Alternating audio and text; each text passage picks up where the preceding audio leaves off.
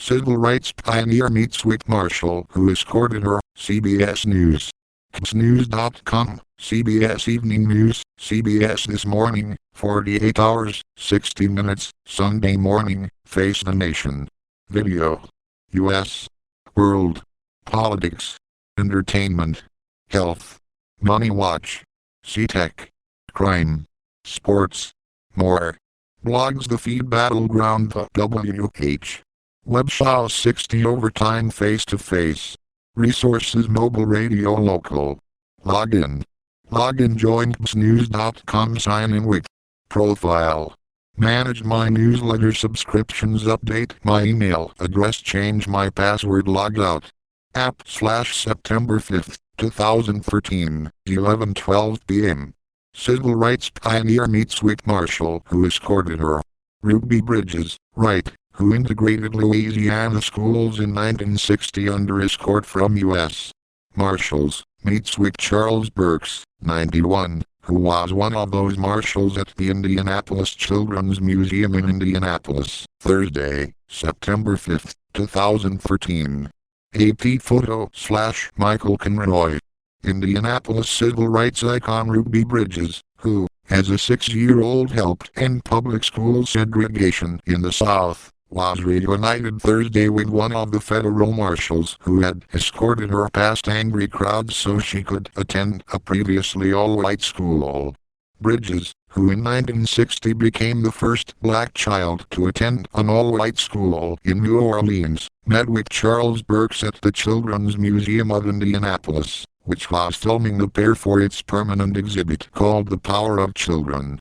Burks, now 91, is the only one of the 4 marshals who escorted Bridges to and from school who is still alive.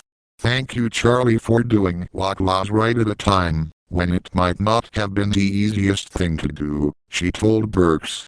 Burks said escorting Bridges to school was a highlight of his life, adding that he supported the landmark 1954 Supreme Court decision that struck down segregation in public schools. Bridges was in 1st grade when she started attending William Frantz Elementary School on November 14, 1960, as the court-ordered integration of public schools began in New Orleans. It was a privilege to be able to do what I did, even though it was one of my duties. Everybody says it was just another job to do, but it was a wonderful job, said Burks, who lives in Logansport, Indiana. Before Thursday's meeting, Bridges and Burks had reunited only once, in 1995, since 1960. Bridges, now 58, said she didn't realize at the time the role she was playing in helping end segregation, because her parents had not explained everything that was happening.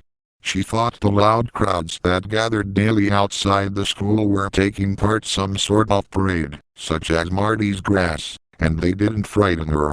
But Bridges, who still lives in New Orleans, did recall seeing a black doll in a baby's casket. The crowd taunted her with a haunting image she said gave her nightmares.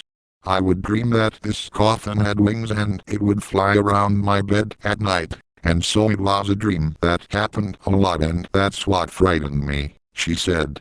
Burks and the other marshals escorted the young Bridges to and from school for several weeks before local police took over that duty. Eventually the crowds dispersed and she no longer needed protection. Ruby Bridges, right, who integrated Louisiana schools in 1960 under escort from U.S. Marshals, poses with Charles Burks, 91, who was one of those marshals in front of a recreation of the school at the Indianapolis Children's Museum, in Indianapolis, Thursday, September 5, 2013. AP photo/Michael Conroy. The first tense days outside the school were captured by Norman Rockwell in a painting that depicts a young black girl carrying textbooks and a ruler being led by marshals past a wall marked by a splattered tomato and a scrawled racial epithet. Bridges, who went on to become a travel agent, said seeing that painting in her late teens made her realize her role in U.S. history. I didn't realize that it was actually an event that changed the face of education, that affected the wider world, she said. Bridges said was happy she got to meet again with Burks to discuss their shared